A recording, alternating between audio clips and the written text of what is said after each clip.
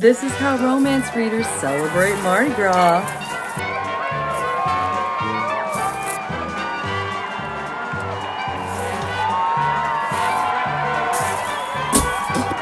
Hi, my name's Bee and welcome to my channel, Mama Needs to Read Romance. And find a king cake.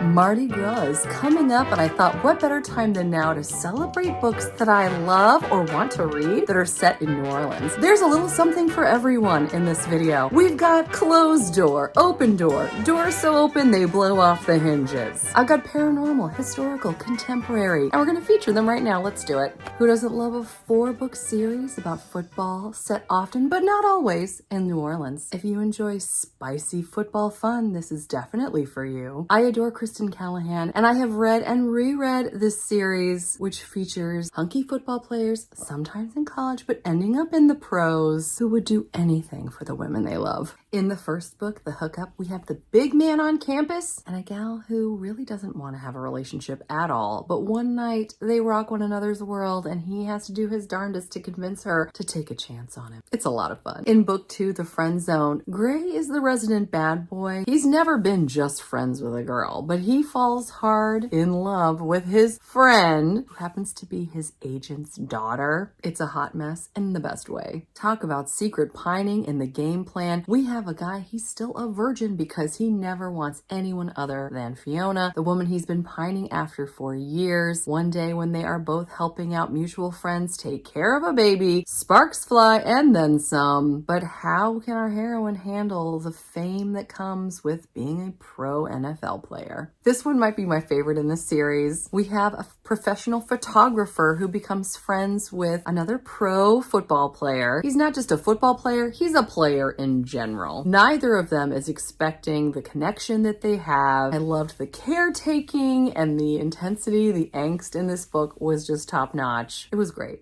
Let's jump into historical romance with one of my favorite historical romance authors, Lisa Kleypas. She has a 2-book series called The Valorants, which is set in New Orleans. Originally titled Only in Your Arms and Only with Your Love. Interesting tidbit, Only in Your Arms was rewritten as When Strangers Marry because Lisa Kleypas felt she could have done even better. Hard to believe, I know. Now in this first book, I'm going to show you the back too because we aren't treated to a step back, but we are treated to a little bit more on the back cover. We have a woman who has to marry a cruel rake. She's supposed to be the instrument of his vengeance, but apparently they fall in love and it looks really good. I can't wait to see what New Orleans is like in 1805. Also set in New Orleans, we have a woman who is French and she is abducted, it seems, by a privateer, which we know is code for pirate. I have a little bit more of the picture on the back. Apparently he's hiding a secret, so we'll see if they end up together.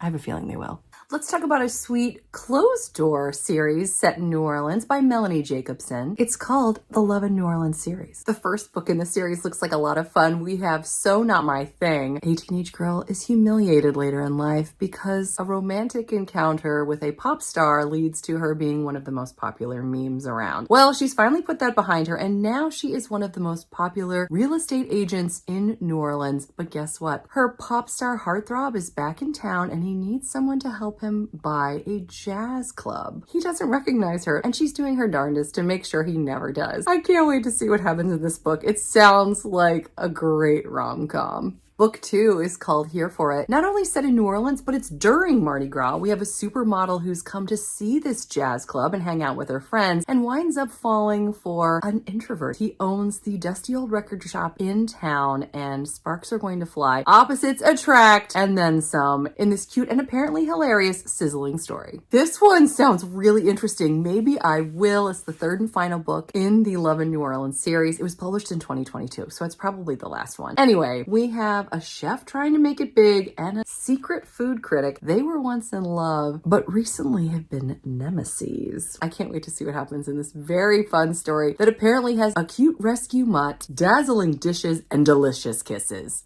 Sign me up. I had the pleasure of meeting Thien Kim Lam at a book event not too long ago, and she wrote a book that's also set during Mardi Gras, Full Exposure. Even the cover captures that Mardi Gras fun. We have two people that work with cameras, photography, and film who wind up getting injured and spending the night in urgent care during the night of Mardi Gras, and they decide to help one another as they explore the city, trying to fulfill some professional dreams, but maybe they can fulfill some romantic dreams as well. Here's a sapphic romance set in New Orleans. We have two soccer stars, one newly on the team and one who's starting to wonder if she's too old to still be there. We have opposites attract, a very big introvert and a definite extrovert. This story has plenty, maybe too much, spice as the two learn how to work and play together and maybe even fall in love in the process. Here's the wild card I promised. Bagged by the Groceries by Fanny Tucker. I only read 10% of this before I figured, nah, this is not for me. But maybe it's for you, so I'm including it. It's very New Orleans-y in terms of food and the way that people talk down there. But it's a woman who is cursed by someone, and her bag of groceries turns into far more than she bargained for.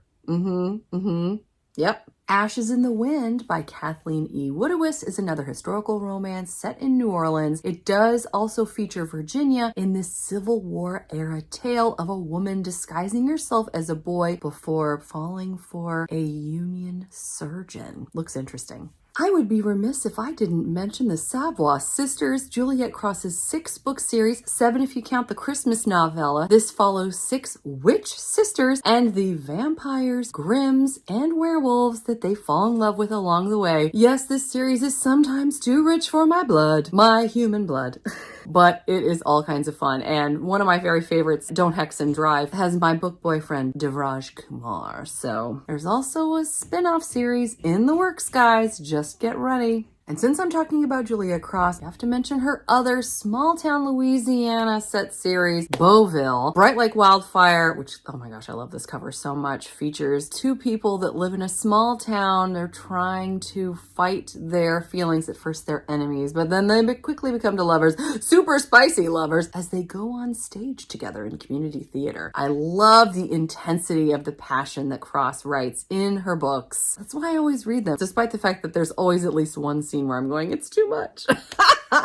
So far, the only other book out in this series is a novella called Secrets at Sunset, which is an age gap romance. Our hero, who has been pining after her for quite some time, is ready to take it to the next level as he helps her build her ballet studio. And for this last one, I'm actually going to feature a book that hasn't even been published yet. It's coming out in June, but you could still put it on your wish list or your TBR. Looking for a Sign by Susie Dumond. I love the tagline, a sweet and spicy story about found family, taking chances on love, and getting through your Saturn return. And they mention Saturn because our heroine decides to try to date one woman from each astrological sign to see if she can find her perfect match. It looks really different and fun. Well, that's what I had. What about you? Are there any other romances set in New Orleans or especially during Mardi Gras that you can think of? If so, leave your comments below, as well as any other thoughts you have. You know I love to read them. I hope you're doing well. I hope you're enjoying whatever it is you're reading, whether it's set in Louisiana or not. Until next time, thanks so much. Take care.